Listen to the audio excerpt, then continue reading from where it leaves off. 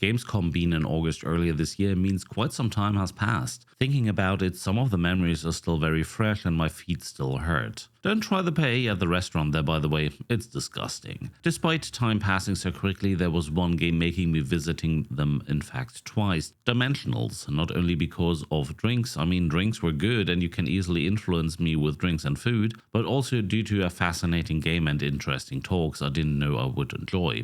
Before getting into it, a small legal detail of disclaimer we need to clarify here. The studio provided me with a review key. The review key did not contain the full game, but still, it's better mentioning it. So what are we even talking about? Dimensionals is a roguelike turn-based RPG, meaning we are adding plenty of buzzwords together and some of you might not have a clue what that means. Let me explain. In Dimensionals, you're putting together your team of interdimensional heroes, all with their own trait and a set of abilities which are defined by unique skill cards ranging from common to legendary. These can either enhance passive skills or offer them a new active skill. If we take Grams for example, a hero which you will get to know very early in the playtest and the demo, you will figure out him being more of a tank on support type of person, adding shields to your other heroes and offering protection against some very rude attacks by the enemy. Due to this tanky nature, you can try to redirect most damage to him. Koa, one of the main characters on the other hand, is more an offensive character.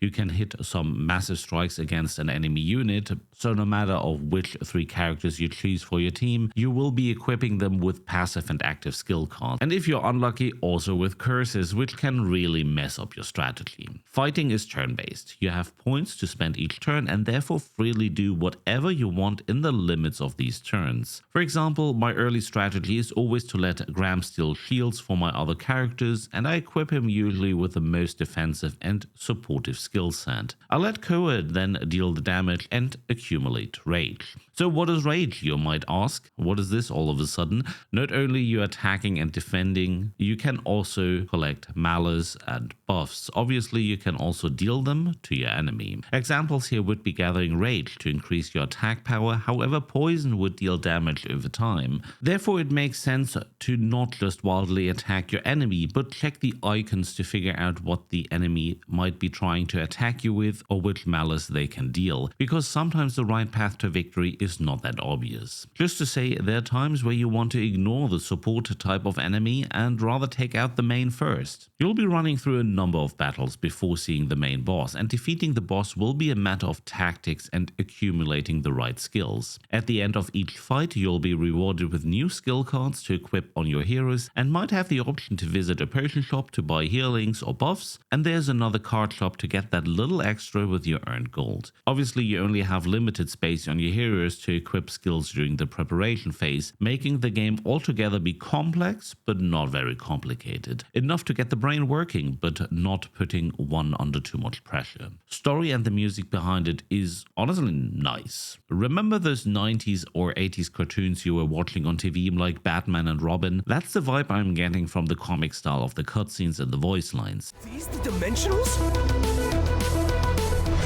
Stand back, kid. We've got this.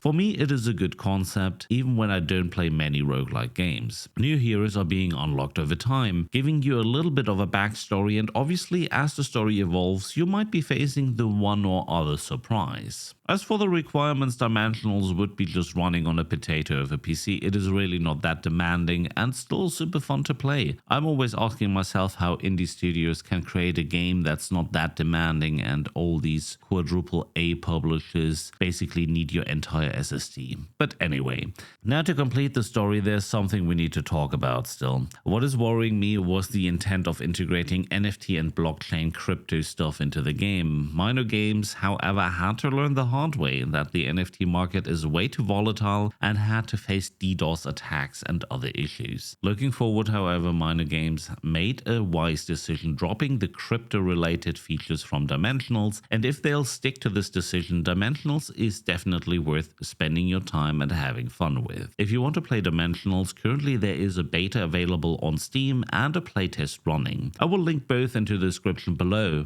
and I would say just, give it a try. Well, that's all I have to say on Dimensionals for today. Gameplay is fun, story is entertaining, design is looking incredible, and the comic style gives me the old cartoon vibes, which definitely catches me as an old grumpy gamer. I would say check it out. So have you tried it? Are you giving Dimensionals a chance? Let me know in the comments and help me growing the channel. Like, subscribe, and maybe share the video with your friends. Thanks so much for watching, and see you on the next one.